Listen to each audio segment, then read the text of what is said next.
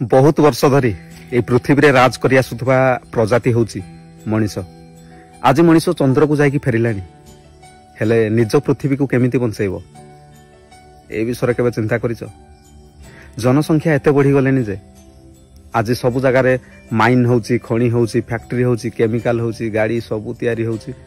माने तमे भाबो आम नेचर 75% रु अधिक नष्ट होई सारलानी। वर्तमान जंगल काटिकी लोक रहिबा आरंभ कलेनी। धीरे धीरे ए सब देखुथबा प्राकृतिक जिनिस खत्म हो जिवो, गोटे दिन आसीबो सब खत्म हो जिवो। तापरे अचानक मरुड़ी, बन्या, बात्या, भूमिकंप, अचानक लोक माने रास्ता कड़र पुक माछी भलिया मरी जिवे। सेथिरा बेसी डारी नाही, बास मृत्युर सीढ़ी जो आमे चढ़ी चढ़ी आसिलेनी आ किछि समय बाकी अछि। समस्ते अलविदा करदेबे ए दुनिया को। आउ केही कहार नुह, बास निज स्वार्थ पाई मनीष बंचिबा शिखिला। सेथिपाई अन्य प्राणी मानकु मारिकी आज निजे भी समाप्त हो जिवो। मनीष को भी बंचाइबा पाई केही आसीबेनी। हा भगवान को दोष देले किछि लाभ नाही। आमे निजे गात खुलिचे निज जाल रे पड़िया पाई।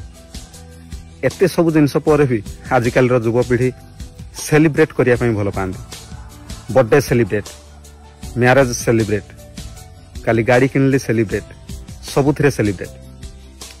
एते सब जिनिस सेलिब्रेट करिया अपेक्षा केबे दिमाग रे ख्याल रे आसीची भाई वर्ष को गुटे गछ हेले लगेबी।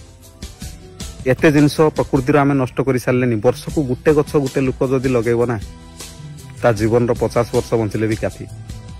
गुटे परिवार जदि 5 जन 200 गछ लगेई देबे, गुटे गां रे केते हेबो, गुटे देश रे केते हेबो।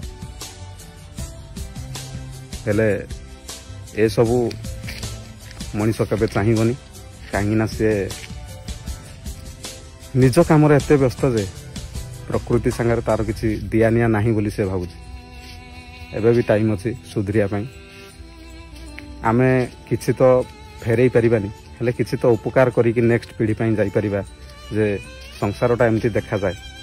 नले सब केवल बहिरे देखिया पई मिलिबो जे आगो काल रे गछ थिला, लोक माने एमती बिंदास बोलुथिले।